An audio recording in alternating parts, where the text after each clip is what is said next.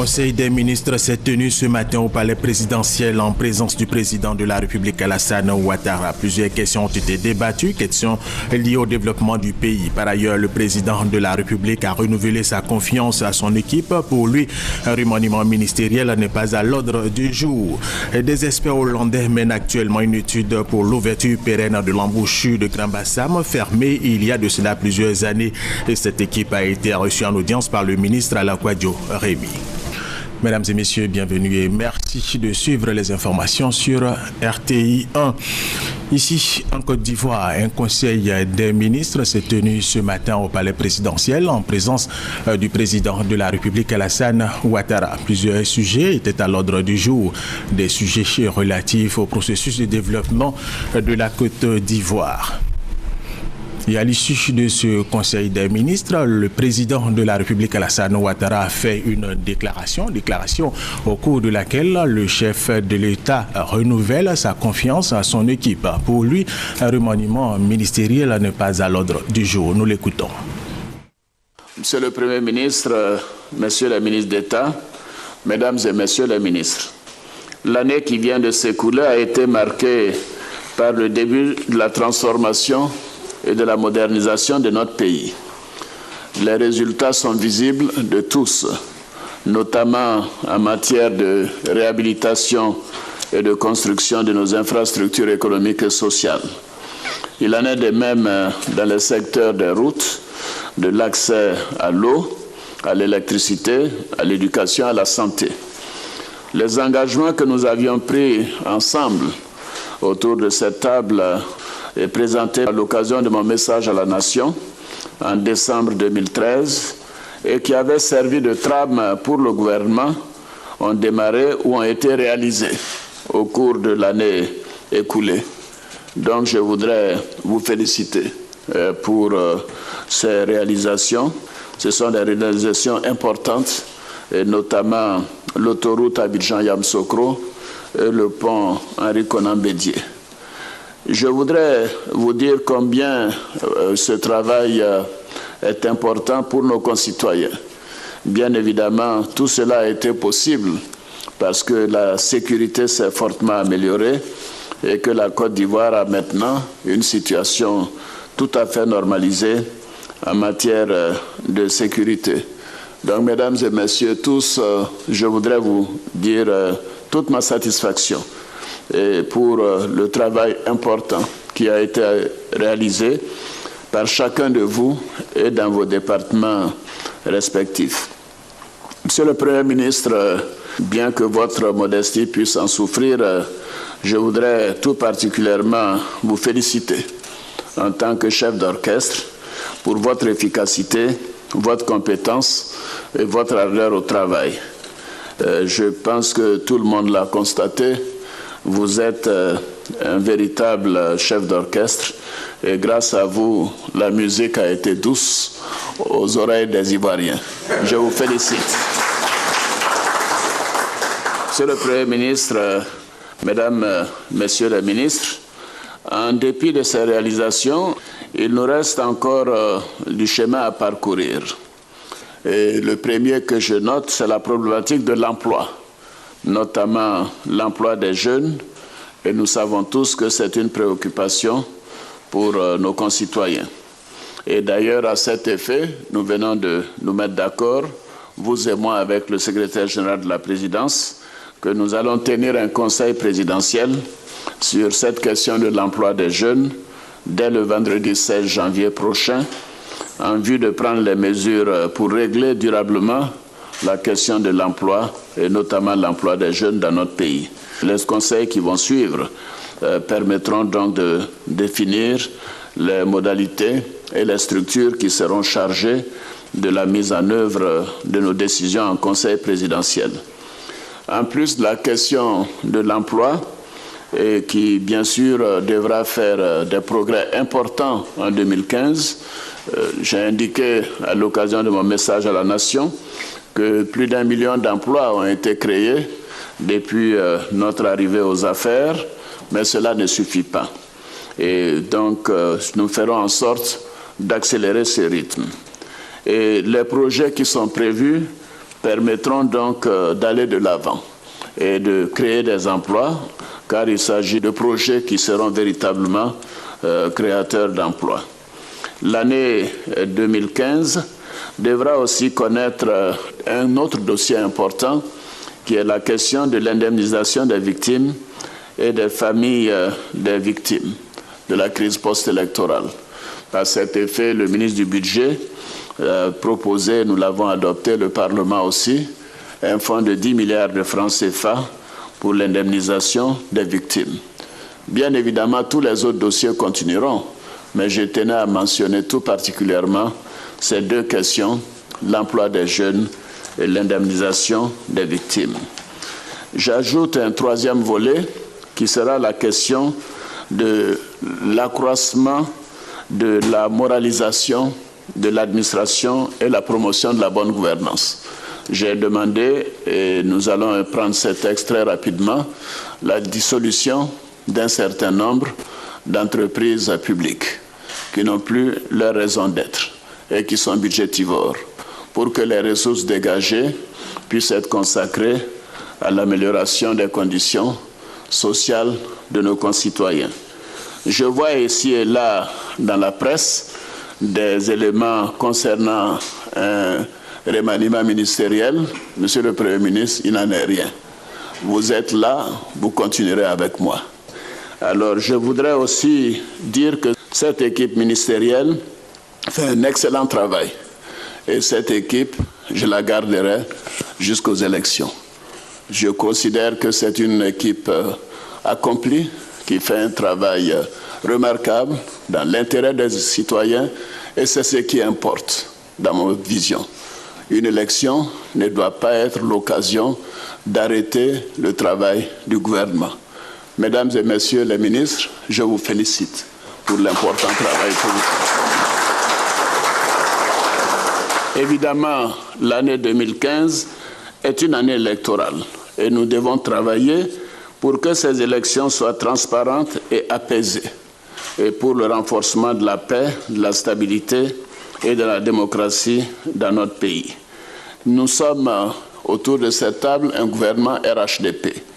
Et ce gouvernement RHDP a fait du bon travail de 2011 à 2014. Et je souhaite que cela puisse se poursuivre en 2015 et des années qui suivront après les élections. Le travail gouvernemental est un travail essentiel pour mettre en œuvre un programme de gouvernement. Le programme RHDP que nous avons arrêté ensemble à l'occasion du deuxième tour des présidentielles de novembre 2010 est en train de porter ses fruits. Et nous devons donc maintenant développer ensemble un nouveau programme RHDP pour les prochaines élections, car il s'agit d'un gouvernement RHDP qui devra aller aux élections pour les gagner et les gagner de manière importante pour bien marquer que la collaboration, l'union des fils d'Houphouët-Boigny peut remettre la Côte d'Ivoire sur les rails et faire en sorte que ce pays redevienne ce que nous avions connu, nous qui avons travaillé avec lui il y a une vingtaine d'années. Donc je sais que je peux compter sur chacune et chacun de vous autour de cette table. Cette table, je la connais. Houphouët-Boigny, j'étais assis en face, comme vous, Monsieur le Premier ministre, de lui, pendant des années. Et je sais à quel point cette salle a une importance particulière aux yeux de nos concitoyens.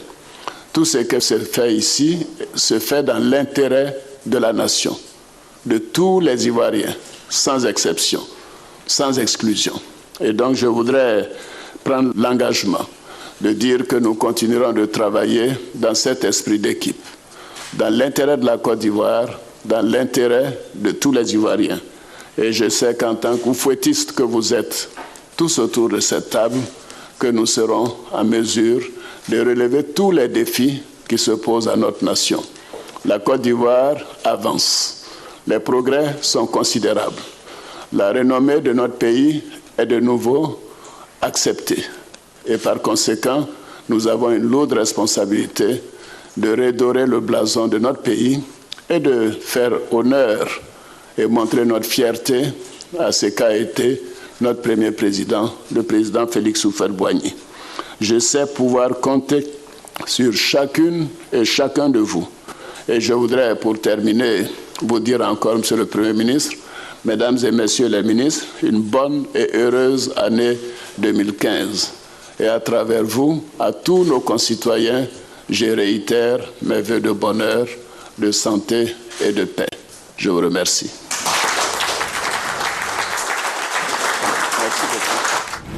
Deuxième grand titre de cette édition, des experts hollandais mènent actuellement une étude pour l'ouverture pérenne de l'embouchure de Grand Bassam fermé il y a de cela de nombreuses années. Et cette équipe a été reçue en audience par le ministre Alakwadjo Orebi. Reportage Emmanuel.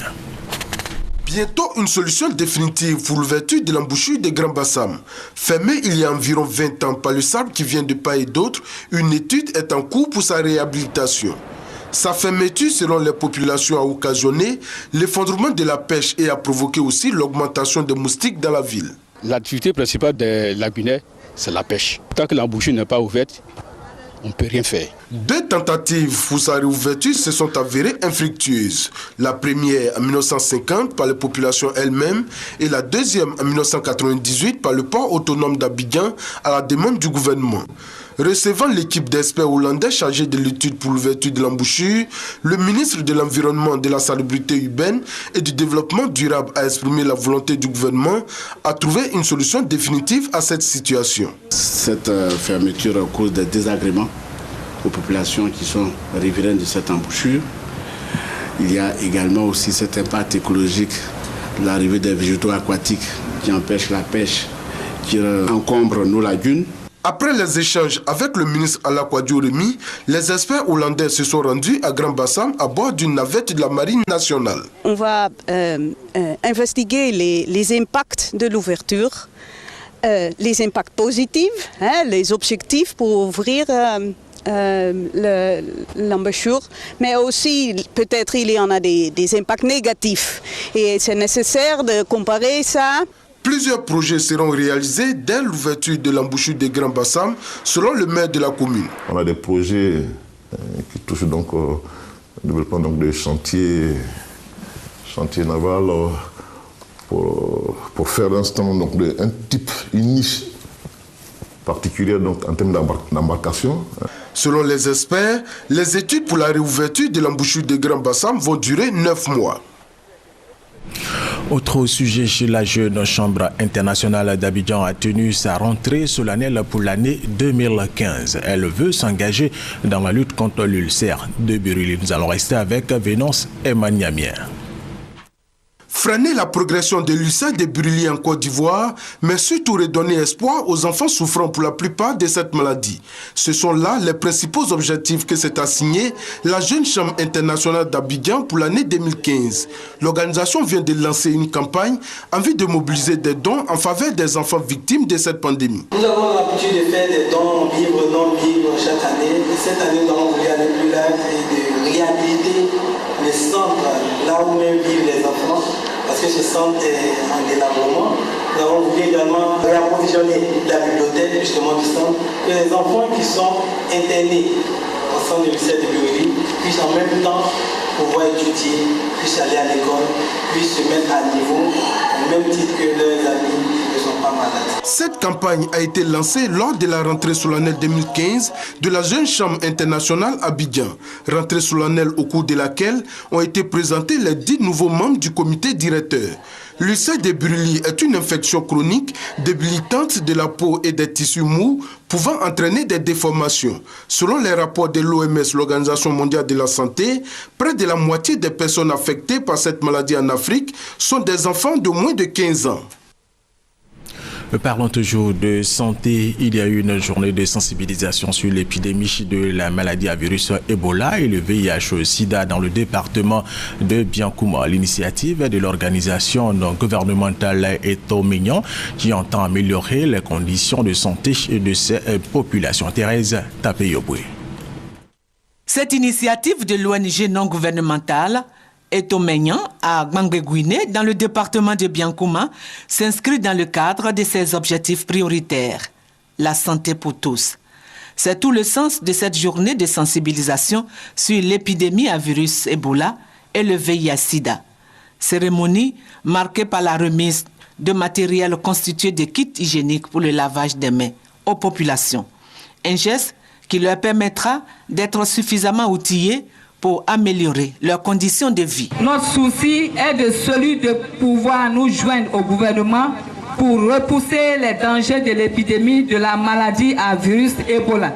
Cette sensibilisation s'étend également au VIH-Sida qui persiste toujours dans nos régions, faisant ainsi de nombreuses victimes. Cette cérémonie a été aussi l'occasion pour tous les intervenants pour exhorter les populations à respecter les consignes du gouvernement dans la lutte contre la maladie à virus Ebola et le VIH-Sida. La journée s'est achevée par des prestations artistiques et des danses folkloriques. Les populations d'Oumé ont reçu il y a de cela quelques jours divers dons, dont ceux du président de la République Alassane Ouattara. Virginie Aya Touré a représenté chez le chef de l'État la cérémonie de remise de ces dons, montant total de ces dons 21 millions de francs CFA. Thérèse Tapeyopoué. Des tricycles, des motopompes, des broyeuses de manioc, des brouettes, des machettes, des paires de bottes, des pulvérisateurs, des essoreuses. Tels sont les dons reçus par les coopératives de jeunes et de femmes du département d'Oumé. En effet, ces coopératives avaient sollicité il y a quelques mois l'aide de leur sœur Virginie Aya Touré pour pouvoir mettre en route différents projets. Aujourd'hui, c'est donc chose faite. En plus du matériel de travail, les coopératives ont reçu plus d'1 million. Tout cela a été couronné par le don du chef de l'État en direction des chefs de canton, de villages et de communautés. Il s'agit de 10 bœufs et de 2 tonnes de riz. Montant total du don, 21 millions de francs CFA. Une occasion choisie par Virginie Touré pour inviter les populations à tourner le dos à la division, à être de grands travailleurs pour mériter la confiance du chef de l'État. Chers parents, vous savez beaucoup de choses qui se sont passées. Il y a eu à un moment donné dans notre pays des moments difficiles, avant, pendant et après les élections. Mais aujourd'hui, mettons tout cela dans le passé, car l'heure n'est plus aux récriminations, mais plutôt à l'émergence de la Côte d'Ivoire. Les populations ont exprimé leur gratitude aux initiateurs des dons et formulé le vœu de voir le chef de l'État en visite à Oumé. Quant au secrétaire général de préfecture, il s'est appesanti sur la qualité des dons qui doivent être l'émulation afin que le département poursuive son développement.